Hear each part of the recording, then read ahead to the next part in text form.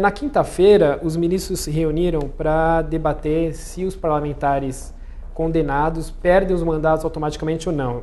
Só lembrando também para o internauta, os parlamentares que estão atualmente com mandato na Câmara dos Deputados são o João Paulo Cunha, o Valdemar Costa Neto e o Pedro Henrique. Rubens, o que estava em discussão essa perda do mandato? Qual que é o debate? Essa é uma pergunta muito boa também, e eu acho que ela tem diversos níveis. O primeiro é identificar qual é a regra do jogo, né? Quem vê pela primeira vez esse tipo de debate entre os ministros supõe que isso possa decorrer de uma ausência de regras claras. E, na verdade, o que há, e o que é muito comum na nossa Constituição, é a abundância de regras que geram dúvidas sobre qual deve ser aplicada. O que há no primeiro momento é uma regra geral sobre perda de direitos políticos. E a condenação criminal, considerado o artigo 15 da Constituição Federal e algumas partes do artigo 55, vão trazer essa regra geral.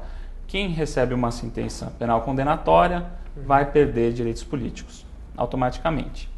E dentro dos direitos políticos está o mandato político, o exercício de mandato político. E nessa regra geral, se aplica para diversos políticos, vereadores, prefeitos, tanto que há uma série de precedentes do Supremo Tribunal Federal reenfatizando essa regra.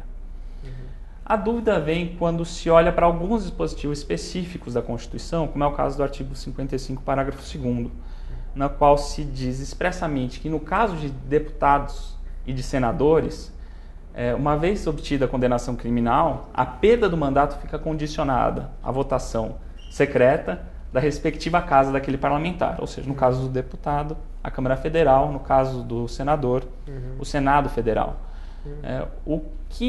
E daí, onde os ministros brigam? Uma interpretação que tem sido dada pelo ministro revisor Ricardo Lewandowski enfatiza os modos tradicionais de interpretação, que dizem mais ou menos o seguinte: havendo uma regra geral e uma regra específica, e as duas tratam do mesmo caso, se dá preferência à regra específica, à norma específica. A geral, no caso, seria: condenação criminal gera perda de mandato, e a específica seria: parlamentares federais condenados só perderão mandato por decisão da Câmara ou do Senado. Seria Exato. Isso? Então, se aplicando os cânones tradicionais de interpretação, se chegaria a esse resultado. A ponderação do ministro relator Joaquim Barbosa e de outros que já mostraram a tendência de acompanhá-lo, fazem ponderações a respeito tanto à finalidade da norma e como que ela deve ser lida no sistema jurídico como um todo.